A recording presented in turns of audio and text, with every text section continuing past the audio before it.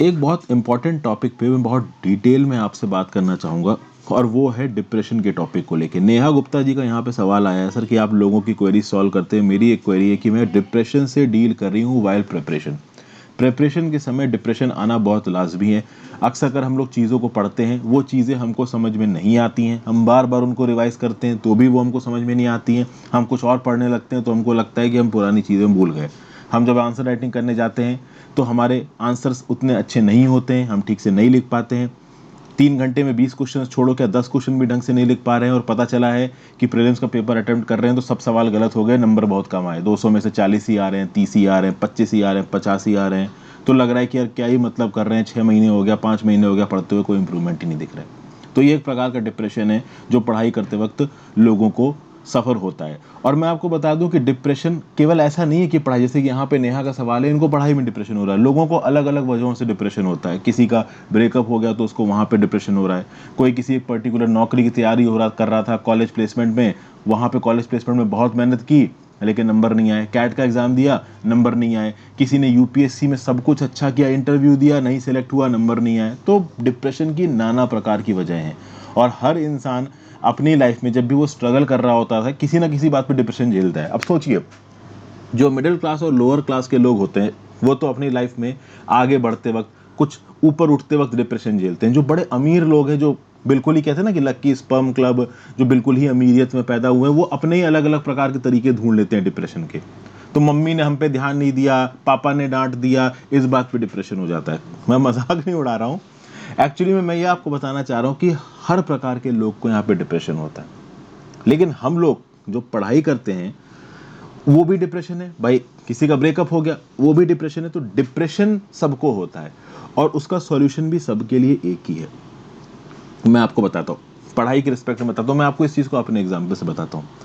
जब मैंने अपना यूट्यूब चैनल शुरू किया था तो बहुत बाद में, देखिए शुरुआत में शुरू किया, चलाया, फिर जॉब वॉब करने लगा, बीच में मुझे लगा कि अब मुझे शुरू करना चाहिए।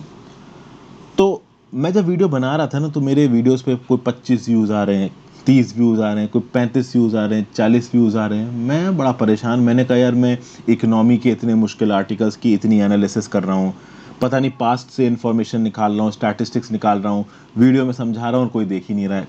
वहीं बगल में मुझे एक चैनल दिख रहा है जो सनसनी खेज तरीके से चिल्ला चिल्ला के उसी पर्टिकुलर टॉपिक को समझा रहा है, और आराम से 25,000, 50,000, कुछ लोग तो 1.5 2 लाख व्यूज़ पे पहुंच गए। तो मुझे लगता था कि भाई मेरे कंटेंट में ऐसा क्या नहीं है कि इतने व्यूज़ नहीं आ रहे। आज भी डेट में मेरे 1 1.5 2 लाख वीडियोस पे व्यूज़ नहीं आते, लेकिन फिर भी आप लोगों से बहुत सपोर्ट है, बहुत सारे लोग मेरी वीडियोस देखते हैं। मुझे कभी ऐसा नहीं लगता है कि मैंने किसी टॉपिक पे मेहनत की, मैंने वीडियो बनाया और किसी ने देखा नहीं। अब बहुत देखते हैं, लेकिन जब शुरुआत में मैं वीडियोस बनाता था लोग नहीं देखते थे। उस पर भी कभी कभी कोई उल्टा सीधा कमेंट आ जाता था।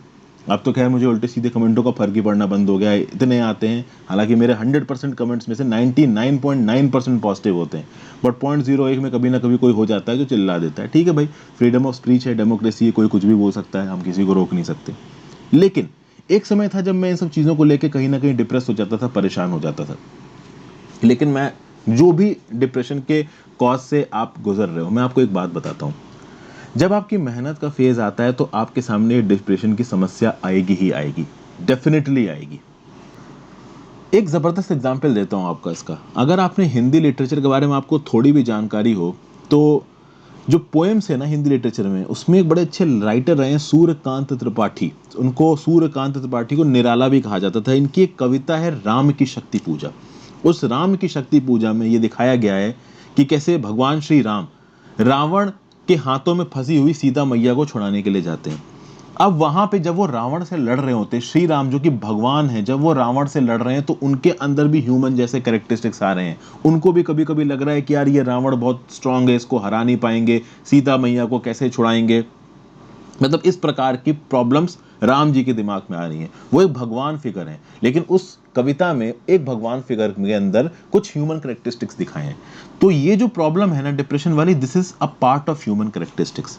जब भी आप स्ट्रगलिंग फेज में होगे, जब भी आप अपने लक्ष्य की तरफ अग्रसर होगे, अपने एम की तरफ बढ़ रहे होगे, आपको प्रॉब्लम आनी ही है, ये तय है। कोई ऐसा पर्टिकुलर पर्सन नहीं जिसको प्रॉब्लम नहीं आती। अरे महेंद्र सिंह धोनी कैप्टन बना इंडियन टीम का, क्या उसके रास्ते में कोई प्रॉब्लम नहीं आई? विराट कोहली इतना बड़ा प्लेयर बना, आज की डेट में आप लोग बोलते हो कोई स्ट्रगल नहीं, बहुत सारे लोग बोलते हैं वो तो अमीर घर का था।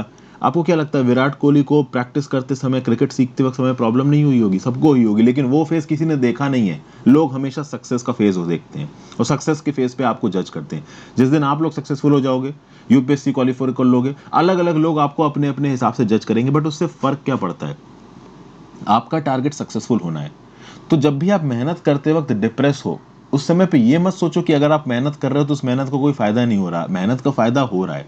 यहाँ पे देखिए इन्होंने क्या लिखा है, how to deal with depression while preparing, because it hampers every aspect in one's life including this, it is becomes a vicious cycle of not able to concentrate. कहने का मतलब ये है कि जब हम पढ़ रहे हैं और हमको कोई भी प्रोग्रेस नहीं दिखाई दे रही है और हम बहुत मेहनत कर रहे हैं तब भी हमको प्रोग्रेस नहीं दिखाई दे रही है, तो ऑटोमेटिकली हम डिप्रेस हो जाएंगे यहाँ पे।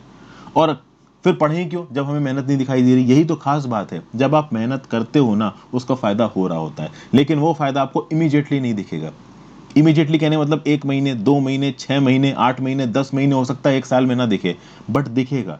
जैसे जैसे आप प्रिपरेशन में 1 साल के आगे पहुंचोगे आप देखिएगा आपने लाइफ में जो भी एम बना के रखा है, उन एम्स का जो भी आपको बेनिफिट है, आप कह सकते हो जो भी आपका ऑब्जेक्टिव हो, वो आपको दिखेगा, बट कुछ समय के बाद दिखेगा। आपको अपनी मेहनत करती रहनी है। आपको इमीडिएट बेनिफिट नहीं दिख रहा है, इसका मतलब ये नहीं कि आप मेहनत करना छोड़ दो। मेहनत करना छोड़ दोगे तो जरूर बेनिफिट चला जाएगा। जो लोग एग्जाम वगैरह की तैयारी करते हैं ना, उनमें आपने एक चीज कॉमन देखी होगी, शुरू में उनका एक भी एग्जाम नहीं निकल रहा होता और बाद में उनका तगड़े तरीके से एग्जाम निकलना शुरू हो जाता है। मैं एक्सेप्शनल लोगों की बात नहीं कर रहा हूँ, एक्सेप्शनल लोग कि भाई आईआईटी कानपुर से बीटेक की, आईआईएम अहमदाबाद से एमबीए किया, उसके बाद किसी फॉरेन बैंक में 2-3 करोड़ की नौकरी की और फिर यहाँ पे आए यूपीएससी फर्स्ट अटेम्प्ट में निकाल लेगा। उनसे आपको कंपेयर करने की अपने आप को जरूरत नहीं है। अगर आप एक एवरेज कैंडिडेट हैं, आप मेहनत करते रहो। एक समय ऐसा आएगा आपकी लाइफ में कि बैंक का, एसएससी का, यूपीपीसीएससी का, ठीक है ना, हो सकता है आपका आईआरएस निकाल जाए, ये सब एग्जाम आपके लिए छोटे हो जाएंगे, आपको लगेगा नहीं अब तो यार आईएएस ही जाऊंगा। तो इस लेवल पे भी आप पहुंचोगे, बस उसकी एक ही शर्त है कि आप मेहनत करते रहो, मेहनत मत रोकना। क्योंकि जिस समय पे आप मेहनत कर रहे हो, भले ही आपको लग रहा है कि आप कुछ नहीं सीख रहे हो, बट आप सीख रहे होते हो, आपको उस समय पे पता नहीं चलता है कि आप सीख रहे होते हो। ठीक है, तो आई होप मैं जो यहाँ पे पॉइंट बता रहा हूँ आप समझ पाओ। ठीक है, डिप्रेशन के साथ झेलने का यही तरीका है। जो आपकी कंडीशन है जिसमें आप स्ट्रगल कर रहे हो, आप स्ट्रगल करते रहो, आप आगे चलते रहो। अगर आपको लग रहा है कि आप आगे नहीं बढ़ रहे हो, कोई फर्क नहीं पड़ रहा है, तब भी आप आगे बढ़ते रहो। क्योंकि एक समय ऐसा आएगा जब सच में आप आगे बढ़ जाओगे और आपको अपनी स्ट्रगल धीरे धीरे दिखने लगेगी। देखिए सक्सेस एकदम से शायद नहीं आएगी, एकदम से किस्मत वाले लोगों के पास आती है, ग्रेजुअली आएगी, बट आएगी। ऐसा नहीं है कि बिल्कुल ही अंधेर और कभी कुछ आएगा ही नहीं, बिल्कुल आएगा, रोशनी दिखती है, हमेशा अंधेरा नहीं रहता। आई होप आपको मेरी ये वीडियो पसंद आई हो। Thank you for watching friends. ज़्यादा से ज़्यादा लोग साथ इस वीडियो को शेयर करिए और एक बार वेबसाइट जरूर चेक कर लीजिए। ठीक है ना, आपके करंट अफेयर्स की प्रिपरेशन वहाँ से हो जाएगी और मुझे बताइए वेबसाइट पे। Thank you for watching, have a great day.